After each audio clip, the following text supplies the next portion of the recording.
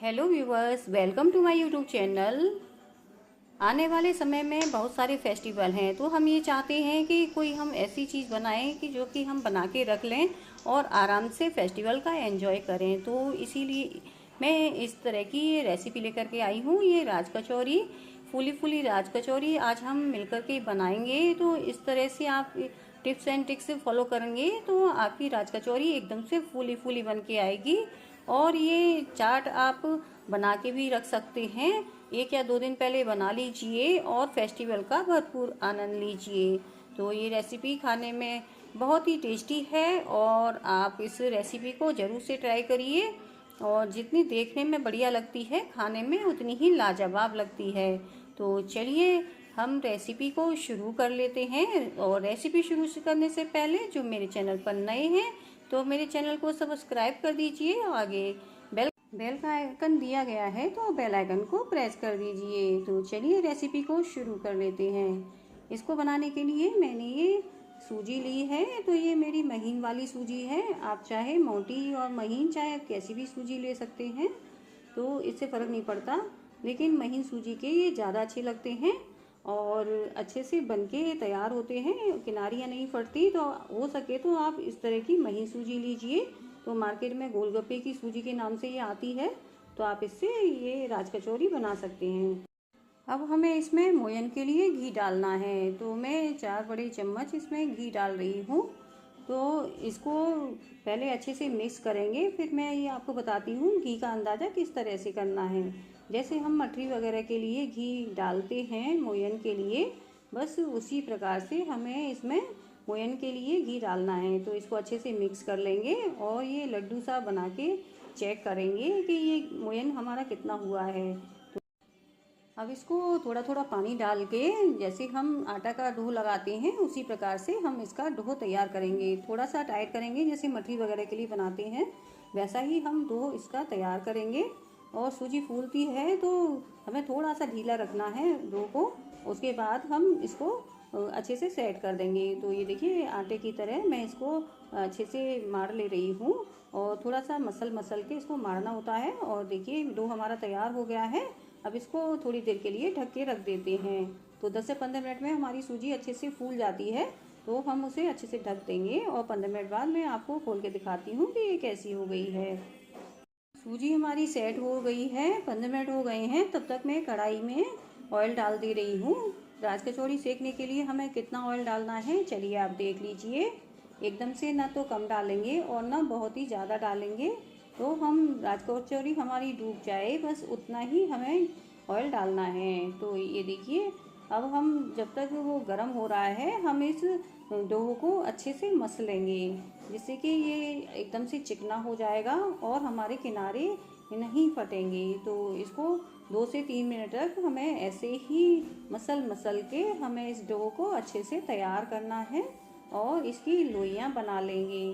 तो चलिए इनकी अच्छे से मैश हो गया है, अब इसकी लोइयाँ बना लेते हैं।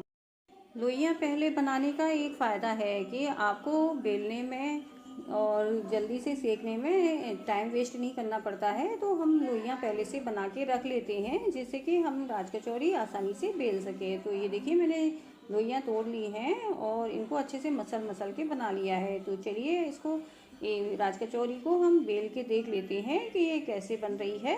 तो इसको पहले अच्छे से दबाएंगे, काफ़ी अच्छे से दबाना है और फिर इसको हल्के हाथ से इस तरह से बेलते हुए, थोड़ा सा मोटा बेलना है, बहुत ज़्यादा पतला नहीं बेलेंगे और बहुत मोटा भी नहीं। तो ये देखिए एक राज कचौरी मैंने बेल के दिखा दी है और मैं इसकी थिकनेस भी चेक करा दे रही हूँ आपको, ये कितनी मोटी रखी है मैंने।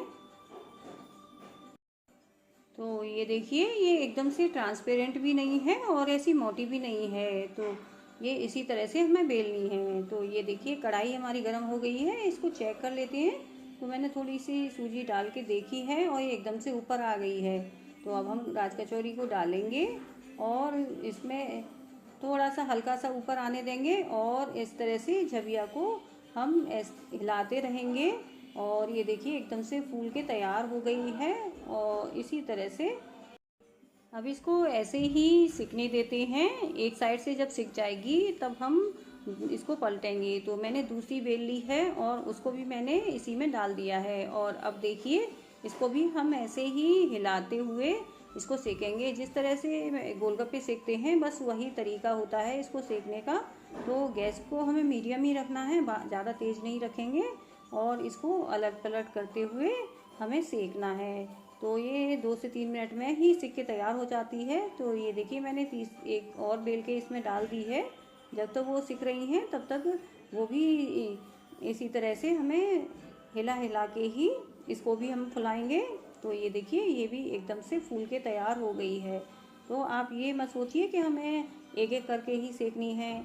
आप इस तरह से 3-3 राज कचौरी भी सेक सकती हैं। जितनी बड़ी आपकी कढ़ाई हो उसके हिसाब से आप इसमें राज कचौरी डाल सकती हैं। लेकिन गैस की फ्लेम धीमी नहीं होनी चाहिए और एकदम से बहुत तेज़ भी नहीं होनी चाहिए। इसको मीडियम टू हाई फ्लेम पर ही हमें सेकना है।